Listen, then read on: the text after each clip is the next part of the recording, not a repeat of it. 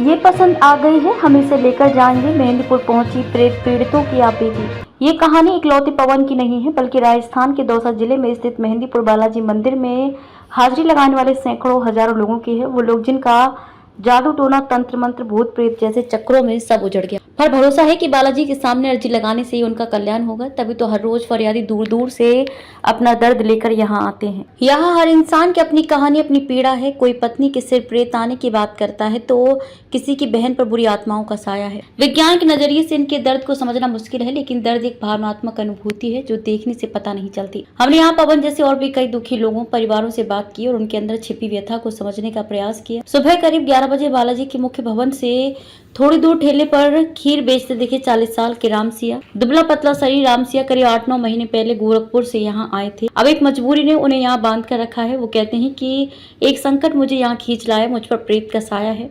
भयंकर सपने आते हैं, आत्माएं दिखाई देती हैं, लड़ाई झगड़े होती हैं। ऊपरी हवा ने सब तबाह कर दिया। यहाँ हूँ तो राहत है, जिंदा हूँ, चला जाऊंगा तो न जाने क्या होगा। इतना कहकर रामसिया ने लंबी सांस भरी। हमने जांच कराई थी, पंडित जी से पता चला एक दुश्मन ने मुझ पर प्रेत छोड़ रखा है। तब से सेहत एकदम खराब रहती है, सिर भारी रहता है, दवाई गोली का भी असर नहीं होता। अब तो बालाजी के हाथ में है सब। क्या करें, मजबूरी है साहब। बालाजी में इलाज के पैसे नहीं लगते, पर रहने और खाने का तो बंदोबस्त करना ही पड़ता है। इसलिए पेट भरने के लिए ठेला लगाते हैं, इसी से गुजारा चलता है। बिल्कुल पहले से स्थिति बहुत बदली है, इसलिए अब घर वापस जाने की सोचता हूँ। फिर साल में एक आध बार दर्शन को आऊंगा। ये पहला मौका था जब रामसिया के चेहरे पर मुस्कान और घर वापस लौटने की उम्मीद दिखाई थी। आगे वाले घर वालों की बहुत याद आती है। 3 छोटे बच्चे हैं, उनका भी ख्याल आता है। महिला के भाई ने आगे बताया कि रात में पान की कोई दुकान नहीं खुली थी। इसके बाद दीदी के अंदर आए प्रेत ने परिवार के लोगों से पीला लड्डू मांगा। लड्डू खाते ही दीदी अचानक बेहोश होकर गिर गई। इस रात के बाद से लगातार दीदी की तबीयत खराब रहने लगी। तबीयत बिगड़ते ही वो पान खाने की जिद करने लगती। फिर पान की वजह से मुंह में आए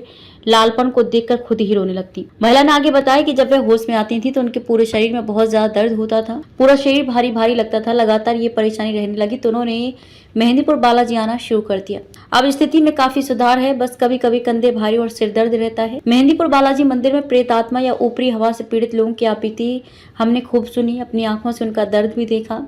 अब समय था उनके बताए लक्षणों को वैज्ञानिक नजरिए से समझने का। इसके लिए हमने भोपाल के बंसल अस्पताल में कार्यरत senior consultant psychiatrist doctor Satyakant Trivedi से बात की। हमारे यहाँ जो पारिवारिक व्यवस्था है उसमें महिलाएं खुद को दबा हुआ महसूस करती हैं। उनके पास अभिव्यक्ति की आजादी के मौके बहुत कम होते हैं। उन्हें सुनने वाले लोग बहुत कम होते हैं। घर में आर्थिक या दूसरे मामलों में उनकी राय भी कम ही ली जाती है। इसलिए महिलाएं कई तरह के अंतर्द्वंद्वों और मानसिक आघातों से जूझ रही होती हैं। इसलिए उनमें डिसोसिएटिव डिसऑर्डर जैसी समस्याएं ज्यादा हो सकती हैं। डॉक्टर सत्यकांत कहते हैं जब कोई व्यक्ति धार्मिक स्थल या मैजिको रिलीजियस प्रैक्टिस के लिए जाता है तो एक प्लेसिबो इफेक्ट काम करता है। इसमें इंसान को लगता है कि किसी ऊपरी हवा की वजह से उसकी तबीयत खराब है, उस पर कोई बुरा साया है, और जब उसे लगता है कि धार्मिक स्थल पर उसकी मदद की जा रही है तो इसमें मरीज का विश्वास तात्कालिक रूप से एक प्रभाव दिखा सकता है।